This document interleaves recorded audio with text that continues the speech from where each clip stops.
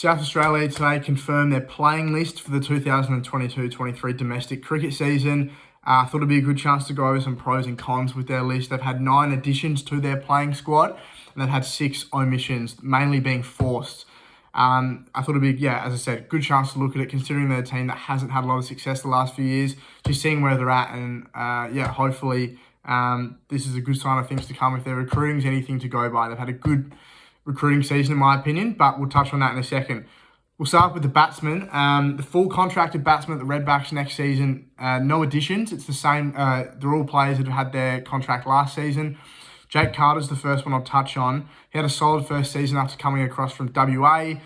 Made a truckload of runs for the Redbacks at the start of the last Shield season. Died off a little bit, but I think with him, it's important for the Redbacks to establish whether or not they're going to use him as an opening batsman or a number 3. For mine, I think he's a number 3. I think Hunt and Weatherald, ideally, they're the ones locking up the opening 2 spots. But it'll be interesting to see how the Redbacks line up. That'll depend where he bats, really. If they see Weatherald and Hunt in good form, or injuries as well could play a part. But he had a good solid first season. Keen to see what he does next. Daniel Drew, the second one I'll touch on. Hoping to see him get an extended run for the Redbacks. He made his maiden first-class ton later last season. He's dominated grade cricket for a long time now. We've seen him in cameos and bits and pieces. Played a little bit of Big Bash last season for the Strikers. I think, it's really important for him that he gets an extended run. He deserves it, and certainly at the end of his season last year warrants that selection. Henry Hunt's the third one. He is clearly a recognised leader within the Redbacks. He captained the back end of the Redbacks last season when Travis Head was unavailable with international duties. He'll be looking for Australian opportunities in the coming years, with Warner potentially retiring at the back end of his international career. I think he has the best forward defence in the whole of Sheffield Shield cricket, and that's saying something. There's some very good batsmen in there. So his technique is really sound, really compact. I think for him, it's just as simple as getting runs and continuing to bang the door down. There aren't a lot of openers around at the moment that are making runs, so if he can jump on early at the start of next season, that'll go a long way to making his Australia debut. He's been in and around Australia squads. He'll be heading to Sri Lanka hopefully in the coming weeks, so that will only do him the world of good playing on subcontinental conditions. Travis Head, won't talk too much about him. He'll be playing a lot for Australia. His duties there pretty set in stone now. It's an added bonus for the Redbacks if he comes back. He's a recognised leader. He's been around the squad for a long time, and he's in career best form at the moment, so probably won't see too much of him, but as I said, added bonus if we do. Thomas Kelly, our man, the next one. He had 1 Shield game at the back end of last season. Looked very attacking, put the bad balls away, and really put the bowlers on the back foot. He's someone who I think needs game time. I know you can say that for a lot of young players, but I think someone like him, his raw talent is exceptional. He absolutely dominated grade cricket last season, and there's no two ways about it. I think he'll really benefit from having 4 or 5 games and an extended run. Just let him find his feet at Shield level, really, with the red ball. We know he can dominate with white ball. We saw that he really became a bit of a cult figure at the Adelaide Strikers in the back end of the Big Bash. Came in as a replacement player for a couple of guys who were on Australian duties and did the work. I think that's done the world of good for him to find his feet at domestic level. Now it's taking that domestic form in white ball to red ball. But really excited to see what our man can do. Jake Lehman, the next one, was a little bit surprised. His experience obviously counts for a lot. He probably hasn't had the run with runs that he would have liked in the last couple seasons. But from memory, he did finish off well for the Redbacks last season. Batted with confidence and batted with intent. So that's something that's really important for a developing Redbacks team. We'll be interested to see what his role is this year, whether he does start in the team and anchors at probably number 5 or number 6. He'll probably be competing with Daniel Drew for those two, for one of those spots. He's an experienced campaigner. We know what he can do, but I think it's just for him, it's just getting that run, which I'm sure he knows, of good scores. Nathan McSweeney's the next one, starting to find his feet at domestic level. Probably needs a few more runs at grade level to give him that confidence to really go at it. At Shield level, he's come up against some really good bowling attacks, which doesn't help when you're new into the system, or at least in a new Redbacks team for him. His part-time bowling has become handy, as we did see in that last couple of games for the Redbacks, which is good to see. It's another string to his bow, something that his captains in Henry Hunt and Alex Carey or Travis Head can turn to. Like TK and like Liam Scott, who I'm about to touch on, getting games into him will do him the world of good. It's just a matter of whether these guys do have a spot available in the team. Liam Scott, another good young prospect, much like McSweeney and TK, as I've already said. He'll be hoping to take his grade performances to the next level, in contrary to McSweeney. And yeah, I think for him, honing in on his batting will probably benefit him. I'm sure he's got people telling him all sorts of things. I think for him, just honing a skill, in my opinion, maybe putting his bowling on the back burner for a little bit, and helping him really execute on his batting. He's a very talented cricketer. We've seen him in and around the striker squad as well, so he's clearly seen as a versatile player in all formats. But I think, locking down a spot in the Redbacks team will be really handy, and also knowing where he's required for the Redbacks. We've seen him trialled at number 3 and also batted in the middle lower order at numbers 5, 6 and 7. I think with the Redbacks, knowing what they want will be really important for him. I would think Carter would take that number 3 spot, but they may trial Scott again. I don't know. Again, a lot of interest to see what they do. And lastly, for the full contracted batters, Jake Weatherald, consistency within his technical game for mine will be important to sort of stringing some successive scores to his name. He was touted a couple of years ago as a potential Australian opener. I can't see why that can't happen again. I think confidence at the start of the season will do him the world of good. Taking it into the white ball part of the season, generally being the Big Bash, would do him a lot of favours. He's a very well-established white ball player. That's where he probably gets a lot of his confidence from. If he can start the season in the red ball, take that into the white ball season, could be anything coming out of that with the second half of the red ball season after the Big Bash finishes. His experience, much like Lehman, counts for a lot in a team that will have a lot of developing players this season, or at least some new players into the Redbacks system coming from interstate. Jumping into the pace bowlers now, the quicks. Wes Agar's the first one we'll look at. Probably didn't see as much of him as everyone, including himself, would have liked at the back end of last season. It's been less than 12 months since he represented Australia in the West Indies overseas. He's a very, very, very good player, highly touted by a lot of people in both South Australia and Victoria, where he used to play. I think just locking down a spot for him, I think it's a matter of time before he sort of comes good and can really stamp his spot in an Australian squad. Not necessarily the first string of bowlers where you've got Cummins, Stark and Hazelwood, but when those guys aren't available, I can't see why he can't grab a spot. Really, really good guy as well from all reports. So he'll be really good for team morale, as well as, taking wickets for the Redbacks like he's done for us consistently before. Jordan Buckingham, really, really good kid. He has been upgraded to a full contract alongside TK this season, which is great to see. He came over from Victoria last year playing for Footscray. Had a lot of his season as a rookie, made his debut at the back end, bowled the house down, just toiled in, gave it his all, which is what you love to see from a young guy on debut. He'll benefit from a couple of the more senior recruits that are coming in, and will continue to bounce off guys like Wes Agar, who have been there, done that in his situation, having moved interstate and trying to find their feet at an interstate club in a new home. Great to see what he can do. I'm sure he'll play a nice little role for them as a young gun next season. Harry Conway will be the first of the one of the 2 pace bowling imports we'll talk about. He's someone that's got a lot of character. We've seen that, particularly in the Big Bash. He's been a fringe player at New South Wales for a little while now. A really hard bowling attack to get into at times with Cummins, Stark and Hazelwood occasionally available when they're not on Australian duties. His energy will be a nice little change-up. Probably replaces the out of Kane Richardson really well. Can be like for like, both in their bowling and their character and team morale around the group. So be exciting to see him play for the Redbacks next season. He has found a home at the Strikers as well the last couple of seasons in the Big Bash. So he's over here for good, much like his other recruit, which we'll touch on in a minute. Brendan Doggett's the next one, the quicks. He had a bit of an injury hampered season last year. Didn't get off to the start that he would have liked from a physical perspective, but started to come good. He's won a premiership with Queensland in the Sheffield Shield, so he's clearly got what it takes. He's been around a successful squad before, and one of the quicker bowlers as well when at full fitness. So he'll be a consistent asset for the boys in red and navy blue this year, and it will be good to see what he can do with the additions to the squad, and what will probably be a more senior bowling cartel, which will hopefully gel quite quickly. David Grant, he played an awesome part for the Redbacks, particularly in the first half of last season. Was on their this for a few years, didn't quite get the opportunities He came really good, much like Buckingham in his last game for the Redbacks. Grant toiled in the whole time with red ball in hand. Also made his debut for the Brisbane Heat in the Big Bash last year as a supplementary player and bowled really well there. So he's clearly a very versatile player. I think he'll only grow from his performances last year for the Redbacks. Probably had a little bit more responsibility on him last year as well than what would normally be expected of someone who hasn't played at Shield level that much.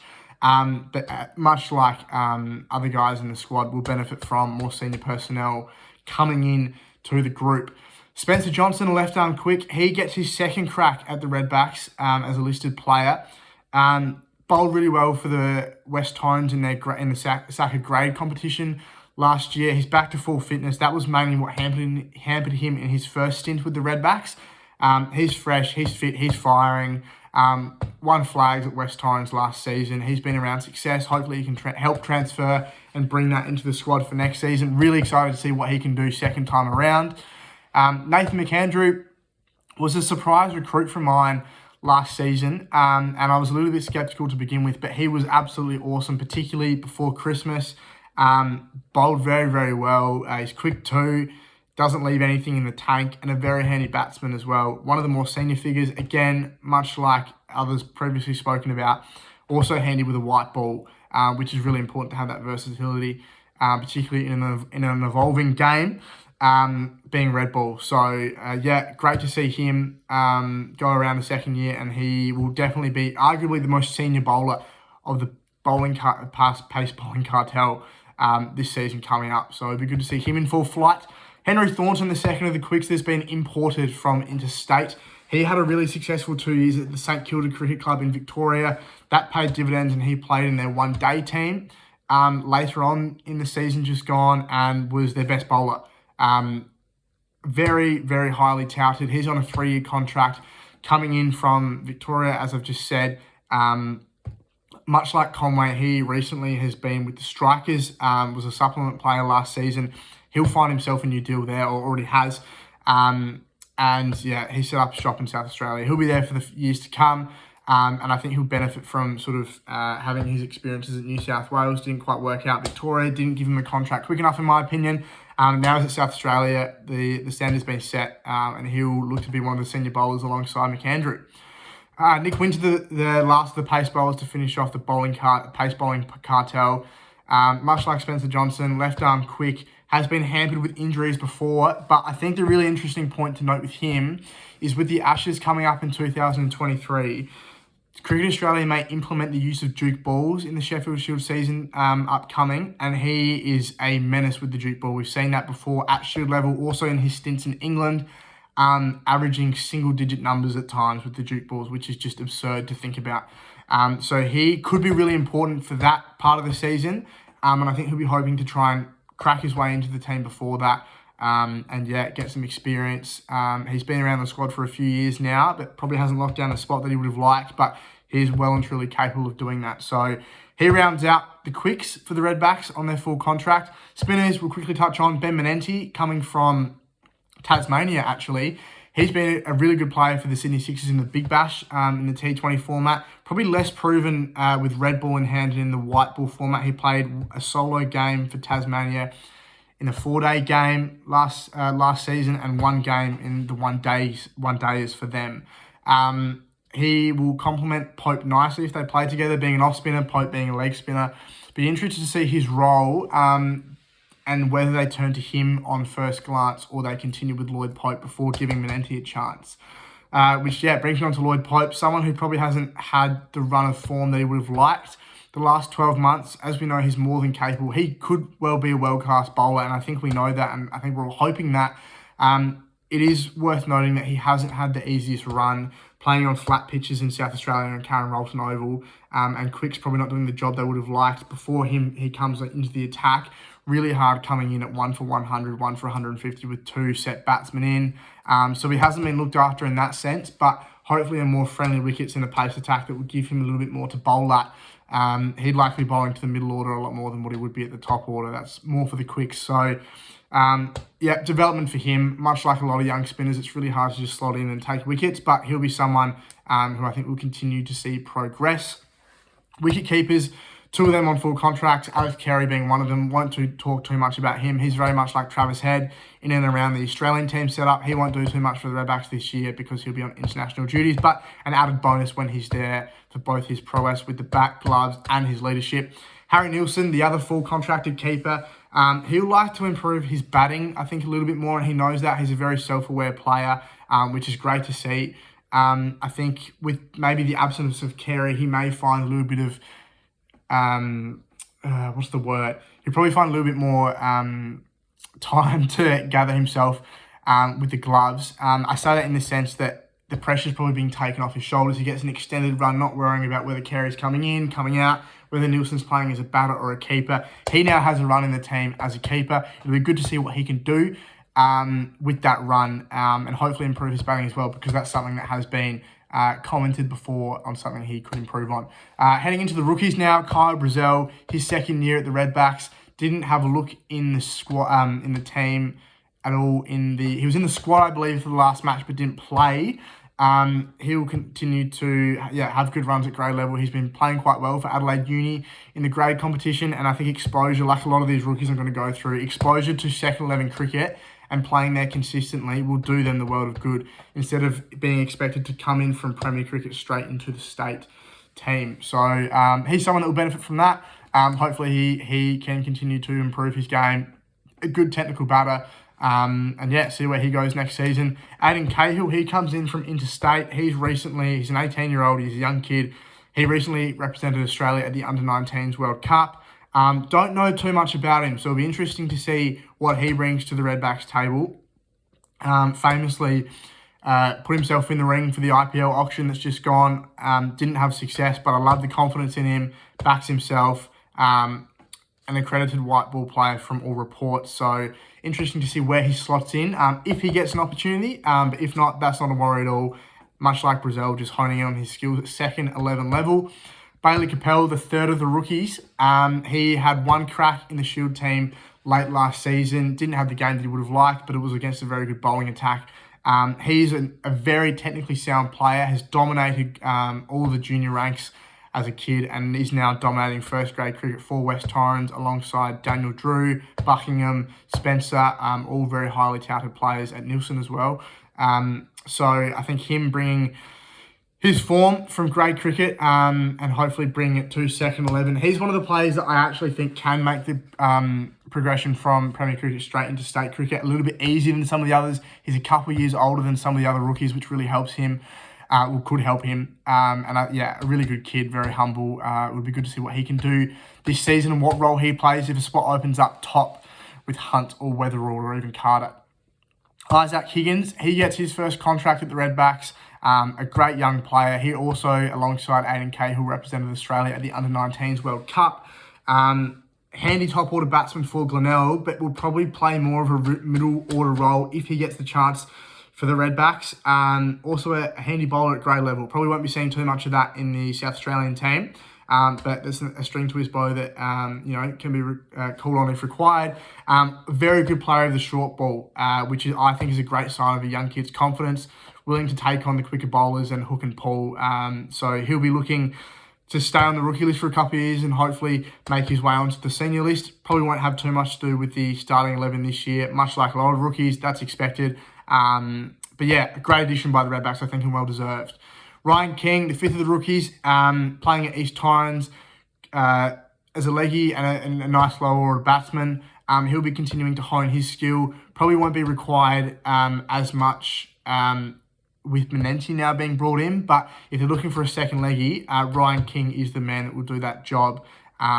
Again, I sound like a broken record, but just consistently getting exposure at second 11 level, really good for a leg spinner's confidence in particular. As we've seen with Pope at Shield level, gaining confidence is crucial for leg spinners. It's not an easy craft. So seeing him take wickets at second 11 level and also continuing to dominate at grade level, that'll be something he'll be looking to do next season. The last of the rookies and the last of the additions is the young and small Harry Mathias, a great young kid who plays at Sturt District Cricket Club. A really handy keeper batsman who has improved his batting significantly. As one of the smaller kids, didn't have as much power behind his shots. That was something he worked on with Saka for a little while in the last off-season. And that's really showed dividends, made some crucial 50s for his district side in this season, just gone against some really good quality bowling attacks. I think a 50 against Kensington comes to mind, who's the likes of David Grant, Elliot Opie, played really well against them. So him continuing to develop will be important, and he'll be the backup to Harry Nilsson with Alex Carey on international duty. So we could well see him play for the Redbacks at some point. It won't be probably not planned, but should Nilsson be given opportunities at a higher level or succumb to injury, we could well see Harry Matthias. But great young kid, good to see him on the list. Batting is improving out of sight the last 12 months, and he'll continue to work on his keeping. Alex Carey will be a really good mentor alongside Nilsson when they're both around. Just becoming more agile as a keeper behind the stumps, but his coordination is great. Takes it well, good chat. And then the outs, touching on, so that's the squad done. That's the complete list for the Redbacks in the next season. Touching on the outs quickly, Ryan Gibson, he's been delisted after a small stint for the Redbacks, has dominated grade cricket for a long time now, not just in South Australia, but interstate. Didn't quite get the job done in the Redbacks' eyes. He could still be called on at some points if he continues to dominate at grade level. There's no reason why he doesn't slot into the team, but he won't be contracted for the season going forward. Corey Kelly, twin of Thomas Kelly, he stepped aside for personal reasons this season. A very, very highly touted quick, who is also a very, very handy batter. Genuine all-rounder, has dominated grade level, has been on the sites of a couple of Big Bash clubs as well. He'll be looking to get a chance maybe through them this upcoming season. Much like Gibson, no reason, doesn't mean he can't play for the Redbacks next season. He just won't be contracted with them, but he's someone to certainly keep an eye on and see how he progresses, because as a 21-year-old highly touted cricketer, there's a long way to go, and hope he is all going well. Sam Kerber, a little bit stiff in my opinion to get delisted. His performances at Redbacks level probably weren't what he would have hoped. Having said that, small sample size, is arguably the best grade cricketer going around in South Australia the last couple of years. Has toiled with a lot of effort, and has reaped the rewards at grade level. Had his opportunities at more as a spinner than a batter. At state level, didn't quite get the job done. But again, like Gibson, like Kelly, no reason he can't come in to the team if required later on in the season. Joe Manning, he's retired. We didn't see any of him last season. This was probably a retirement that's been coming for a little while. Sad to see him go. He was a very good cricketer for the Redbacks, and it was very stiff to only get one game for Australia in the infamous match against South Africa in Hobart. Deserves another crack alongside Callum Ferguson, but he's gone. Kane Richardson, he's moved up to Queensland, him and his family. Really, really sad alongside Manning to see him go. Was a very respected member of the bowling cartel. His white ball game was exceptional, particularly the last few years, and that's what's seen him get opportunities for Australia. Very family-orientated man and a great man from all reports in general. So sad to see him go. He was a great server of Australian cricket. South Australian cricket rather, and also Australian cricket. And lastly but not least, Daniel Worrell, he has gone over to England to pursue a cricketing career. He is coming into his prime, awesome with the Duke ball, swings it both ways. He'll play for Surrey next season. He actually has an English passport, so there's nothing stopping him from taking a few wickets in the county championship and then going into the England setup. Really, Broad and Anderson, they're retiring soon, I think. Anderson's last year probably for England, so there could be a spot opening up as a genuine swing bowler who can bowl quite quickly as well. It'll be interesting to see how he goes on the other side of the world. But that is the wrap-up from South Australia's men's squad going into next season's domestic. Hopefully that gave you a bit of an insight into how the Redbacks will line up. Some of the ins, some of the outs, some of the imports, some of the additions. So, interesting to see how they go. They're a team that hasn't had success the last few years, but there are some really good young guns up and coming, as well as some nice rookie additions that will develop as well. So, hopefully that gave you some insight, and we'll see how they go this upcoming Sheffield Shield season.